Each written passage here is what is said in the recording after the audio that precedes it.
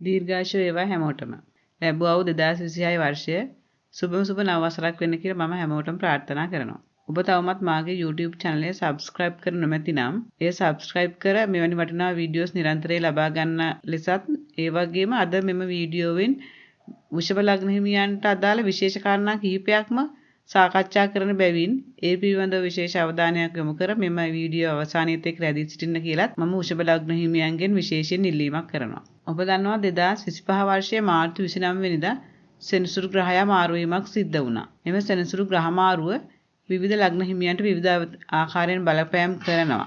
නමුත් වෘෂභ ලග්න හිමියනි ඔබට එව සෙනසුරු මාරුව අයහපත් ආකාරයෙන් ලොකු බලපෑමක් කරන්නේ නැහැ කියලා මට කියන්නට පුළුවන්. මොකද මේ ඔබගේ ධනස්ථානයේ තමයි සෙනසුරු ග්‍රහයා රැඳී සිටින්නේ. ඇතැම් අයට යම් යම් ඒ රාශික තත්ත්වයන් පවතින්නට පුළුවන්.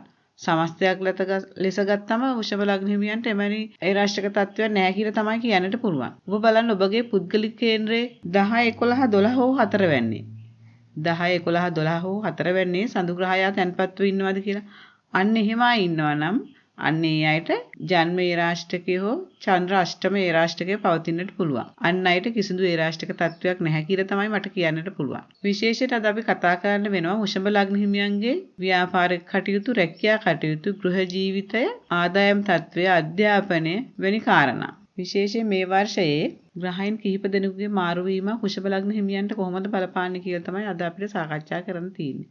විශේෂයෙන් මේ වර්ෂයේ ගුරු ග්‍රහයා අවස්ථා දෙකකදී ස්ථාන මාරු කිරීම සිද්ධ කරනවා. 2026 වර්ෂයේ උදා වන විටම රවි කුජ බුධ සමග සිකුරු 8 වැන්නේ තැන්පත් වෙලා ඉන්නවා. ගුරු දෙවැන්නේ තැන්පත් වෙලා ඉන්නවා. කේතු 4 වෙනි තැන්පත් වෙලා ඉන්නවා. රාහු 10 වැන්නේ තැන්පත් වෙ ඉන්න අතර 11 වෙන්නේ සෙනසුරු තැන්පත්ව සිටිනවා. මම කිව්වා ගුරු ග්‍රහයා ප්‍රධාන වශයෙන් අවස්ථා දෙකකදී ග්‍රහ ගමන වෙනස් කරමින් ලග්න හිමියන්ට බලපෑම ඇති කරනවා කියලා. වසර මැද භාගයේ ධනස්ථානයේ සිටින ගුරු ග්‍රහයා වික්‍රම ස්ථානයට ගමන් කරනවා. ඉන්පසු නැවතත් ඔක්තෝබර් මාසයේ 4 වෙනිට ගුරු ග්‍රහයාගේ ගමනක් සිද්ධ වෙනවා. ඒක විශේෂ ග්‍රහ මාරුවක් කියලා කියන්නට පුළුවන්. මොකද එවැනි ග්‍රහ මාරුවක් සාමාන්‍යයෙන් වර්ෂයක් තුල ගුරු ග්‍රහයාගේ සිද්ධ වෙනවා. හරි අඩු නිසා. අපි කතා කළොත් රැකියාව සම්බන්ධයෙන් වෘෂභ ලග්න හිමියන්ට මේ වර්ෂයේ කොහොමද කියන එක. රැකියාව සාර්ථකව කරගෙන යන්නටත් හැකියාව ලැබෙන අතර රැකියාවේ ලැබීම් යහපත් ආකාරයෙන් සිද්ධ වෙනවා කියන්නට පුළුවන්. නමුත් රැකියා ස්ථානයේ ඔබ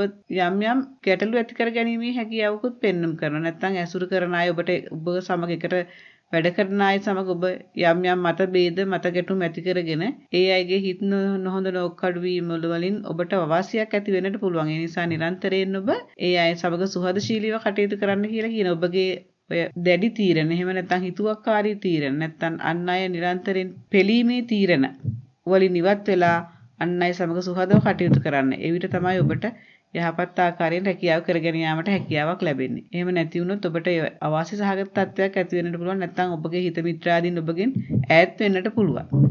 ඒ වගේම රැකියාවේ උසස් වීම ලබන්නටත් මේ වර්ෂයේ ඔබට වාසනා ගුණයක් පවතිනවා කියලා කියන්නට පුළුවන්. ඒ වගේම ව්‍යාපාරික කටයුතු ගත්තොත් ව්‍යාපාර කටයුතුත් ඔබට පෙර වර්ෂයට සාපේක්ෂව හොඳින් කරගෙන යන්න පුළුවන් කියලා කියන්න පුළුවන්. ඒ වගේම නවතා දැමු ව්‍යාපාරික කටයුතු වඩාත් යහපත් ආකාරයෙන් කරගෙන යන්නටත්, එහෙම නැත්නම් වඩාත් ලාභදායී ආකාරයෙන් කරගෙන යන්නටත් හැකියාව ලැබෙන අතරම ඔබ විශේෂයෙන් තනි පුද්ගල ව්‍යාපාර කරනවා නම් අන් අයගේ සහයෝගයක් නොමැතිව තනියම කරගෙන යන්න හිතනවා නම් එහෙම උනන්දුවෙන් උත්සාහයෙන් කරගෙන ගියොත් ඔබට වඩාත් ලාභදායී ප්‍රතිඵලයන් ලබන්නටත් පුළුවන් කමක් තියෙනවා. ඒ වගේම ඔබ වැඩ කරන අය සමග සහයෝගයෙන් කටයුතු කරන්න. ඒ වගේම අධ්‍යාපන කටයුතු ගතව අධ්‍යාපනයේ වඩාත් හොඳින් සිදු කර ගන්නටත් පුළුවන් වෙනවා. වගේම විදේශ අධ්‍යාපනයේ බලාපොරොත්තු වෙන යම් වෘෂභ ලග්න හිමියෙක් ඉන්නවා නම් ඔබගේම විදේශ අධ්‍යාපන සිහිනය සබය කර ගන්නට 2026 වර්ෂයේ හැකියාවක් ලැබෙනවා. ඒ වගේම ඔබගේ ගෘහ ජීවිතය ගැන කතා කළොත් ගෘහ ජීවිතයේ යම් යම් හැලහැප්පීම් මත තමයි ගලාගෙන යන්නේ කියලා කියන්නට පුළුවන්. මොකද ඔබ හැමතිස්සෙම ඔබ ලබන දෙයින් සතුටු වෙන පුද්ගලයෙක් නෙමෙයි. නිරන්තරයෙන්ම ඔබ කලකිරුණු ස්වභාවයකින්, එහෙම නැත්නම් ඇල්මැරුණු ස්වභාවයකින් ජීවිතය ගෙන යන කෙනෙක් වගේ තමයි පෙන්눔 කරන්නේ. ඔබට මොනතරම් ආකාරයෙන් ලැබුණත් ඔබට මිල මුදල් වස්තුව වෙන්න පුළුවන්, වෙන කාමභෝගී ජීවිත වෙන්න පුළුවන්, එහෙම නැත්නම් වෙන යාන වාහන වෙන්න පුළුවන්, දේපල වෙන්න පුළුවන්. ජීවිතයේ සියලුම ලැබීම් ඔබට කොපමණ ආකාරයෙන් ලැබුණත් ඔබ හිතනවා නිරන්තරයෙන්ම අනේ මට මේව තව කොච්චර ලැබුණත් මදි කියලා. අන්න එහෙම ඒ කියන්නේ ලද දෙයින් සතුටු නොවීමේ තත්වයක්. ඒ නිසා නිරන්තරයෙන් ඔබ හිතනවා අනේ මට මීට වඩා මේක මීට වඩා ඉහළින් ලැබෙන්න ඕන. හැම දේ කෙරෙහිම ඔබ ඊට වඩා ලිහිණින් ලැබෙන්න ඕනේ කියලා තමයි ඔබගේ හිතන්නේ. ඒක ඔබගේ අවාසියට හේතු වෙන්නට පුළුවන්. විශේෂයෙන් ඔබ පෞල් ජීවිත ගත කරනකොට කාමභෝගී ජීවිතය. ඔබ හිතනවා ඒක මදි කියලා. ඔබ තවත් අය කෙරෙහි අවධානය යොමු කරන්නට පුළුවන්. එහෙම නැත්නම් කම්සප හොයාගෙන යන්නට පුළුවන් තව තවත් පුද්ගලයන් සොයාගෙන. තව තවත් අය සොයාගෙන. එහෙම නැත්නම් යම් අසම්මත සම්බන්ධතාවලට යොමු වීමේ හැකියාවක් මේ වර්ෂයේ පෙන්눔 කරනවා. ඒ ඔබගේ ගෘහ ජීවිතයට අනිසි ආකාරයෙන් එහෙම නැත්නම් අයහපත් ආකාරයෙන් බලවන්නට පුළුවන්. නිරන්තරයෙන් නිවැසියන්ගේ සැක සංකාවන්ට භාජනය වෙන්නට පුළුවන්. නැත්නම් නිරන්තරයෙන් නිවැසියන් ඔබ සැකයෙන් ඔබ දිහා බලන තත්ත්වයක් තමයි පෙන්눔 කරන්නේ. ඒ ඔබගේ ගෘහ ජීවිතයේ යහපත් ආකාරයෙන් පවත්වාගෙන යාමට නොහැකි තත්ත්වයක් වෙන්න පුළුවන් වෙනි අනියම් සම්බන්ධතා. ඒ වගේම සමහරක් විට ඔබ එකට වැඩ කරන අය සමග විශේෂයෙන් ඔබ හිතන්නේ ඔබ ආයතන ප්‍රධානියෙක් කියලා. ඔබ ආයතන ප්‍රධානිය නේ. එහෙම නැත්නම් ඔබ සේව්‍යයා. ඔබ යටතේ වැඩ කරන සේවක පිරිසකුත් ඉන්නවා. සේව්‍යයා සහ සේවකීන් අතර තියෙන්න ඕනේ ව්‍යාපාරික මට්ටමේ සම්බන්ධතාව විතරයි. එහෙම නැත්නම් ව්‍යාපාරික මට්ටමේ ගැඹුරු විතරයි. එම සේවකයන් සමග ඔබ අනියම් සම්බන්ධතාව වගේ දේවල් ඇති කරගන්නටත් පුළුවන් වෙන. පුළුවන් බවක් පෙන්වු කරන. ඒ නිසා ඔබ සීමාව දැනගෙන ඔබ සේව්‍යයා අන් අය සේවකයා කියලා හිතාගෙන එන්නේ සම්බන්ධතාවය මත ගණදුණු කරන්න එහෙම නෙමොනොත් ඔබ කෙරෙහි අන් අයගේ කලකිරීමක් ඇති වෙන්නට පුළුවන්. අන් අය ඔබට අපවාද චෝදනා නගන්නට පුළුවන්. එවැනි තත්ත්වයන්ගෙන් මිදලා සිත පාලනය කරගෙන එහෙම නැත්නම් සිත දමනය කරගෙන යහපත් ආකාරයෙන් ජීවත් වෙන්නට හිත ශක්තිමත් කරගන්න කියලා තමයි මට කියන්න තියෙන්නේ. සෞඛ්‍ය ගැන කතා කරොත් ඔබගේ යම් සෞඛ්‍යමය ගැටලු මේ වර්ෂයේ ඇති වෙන්නට පුළුවන්. සමස්තයක් ලෙස ගත්තම සෞඛ්‍ය යහපත්. නමුත් සුළු අයහපත් වෙනුත් නැතුවම නොවේ. විශේෂයෙන් සෙම් රෝග වගේ දේවල් හැදෙන්නටත් අවස්ථාවක් තියෙනවා. ඔබගේ අටවැන්නේ සිකුරු තැන්පත් වෙනවා කියන්නේ යම් රෝගී තත්ත්වයන් ඇතිවීමට හැකියාව තියෙන බැවින් ඒ පිළිබඳව වඩාත් අවධානය යොමු කරන්න. ඒ වගේම ඔබගේ ආහාර රටාව පිළිබඳව වඩා සැලකිලිමත් වෙන්න. ඔබගේ අනුගමනය කරන ඔය අසමබර ආහාර රටාව ඔබගේ සෞඛ්‍යයට වැඩි බලපෑමක් එල්ල කරන්න පුළුවන්.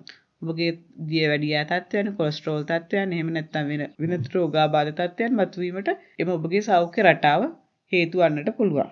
ඒ වගේම ඔබට මේ වර්ෂයේ ඉඩම් ගැටලු වගේ දේවල් තිබුණා. අන්නේ ඉඩම් ගැටලු විසඳාගෙන ඒ වගේ නිර්වල් භුක්තියක් ලබා ගැනීමට හැකියාවක්ත් මේ වර්ෂයේ පෙන්눔 කරනවා. සමස්තයක් ලෙස ගත්තාම ඔබගේ ධනස්ථානයේ ගුරු තැන්පත් වෙන නිසා ඔබගේ ධනය වඩාත් යහපත් ආකාරයෙන් එහෙම නැත්නම් වඩාත් වැඩි ධනයක් ලබා ගැනීමේ හැකියාවක් පෙන්눔 කරනවා. ඒ වගේම ඔබගේ වැයපසත් ඉහළ යන්නට පුළුවන්. ඔබගේ පවතින වෙනත් සම්බන්ධතා නිසා ඔබගේ ධනය නිකරුණේ නාස්ති වෙලා යන්නට පුළුවන්. ඒ නිසා වියදම් පාර්ශවය කෙරෙහි අවධානය යොමු කර ඔබගේ මුදල් අනාගතයේ උදෙසා සුරක්ෂිතව පවත්වාගෙන යන්න කියලා මම අවසාන වශයෙන් කියන්නටත් කැමතියි. තවදුරටත් කියන්න තියෙන ඔබගේ හිතුවක්කාරී එහෙම නැත්නම් උද්දච්ච ගති පාලනය කරගෙන නිරන්තරයෙන් ආගමනුකූලව ජීවිතය ගත කරන්න පුරුදු වෙන්න. විශේෂයෙන් බෝධි පූජා පවත්වන්න. තල තෙල් පහන් එළඟ තෙල් පහන් දල්වන්න. ඒවායේ පින් විෂ්ණු දෙවියන්ට අනුමෝදන් කරන්න. නිරන්තරයෙන් දුගී මගී යාචකාදීන්ට හැකි ආකාරයෙන් උදව් උපකාර කරන්න. ඒ අය සතුටු වීම ඔබගේ ජීවිතයට මහත් ආශිර්වාදයක් වේවි. නිරන්තරයෙන්ම මෛත්‍රී සහගතව සියලු දෙනා කෙරෙහි හිතන්නට පුරුදු වෙන්න. ඔබගේ ඔය තියෙන හිතුවක්කාරී ගතිගුණ පාලනය කරගෙන යහපත් ආකාරයෙන් ජීවත් වීමට එහෙම නැත්නම් මනස ශක්තිමත් කර ගැනීමට එම ආගමික කටයුතු යහපත් ආකාරයෙන් බලපාවි. මේ පිළිබඳව විශේෂ අවධානයක් යොමු කරන්න කියලා ඉල්ලා සිටිමින් 2026 වර්ෂයේ ඔබට ඔබගේ යහපත් සිතුම් පැතුම් ඉෂ්ට සිද්ධ වෙන සුබම සුබ නව වර්ෂයක් වෙන්න කියලා ප්‍රාර්ථනා කරනවා. ඒ වගේම මාගේ YouTube channel එක subscribe කර තබාගෙන මෙවැනි වටිනා වීඩියෝ නිරන්තරයෙන් ලබා ගන්න රැඳී සිටින කියලාත් මා ඉල්ලා සිටිනවා.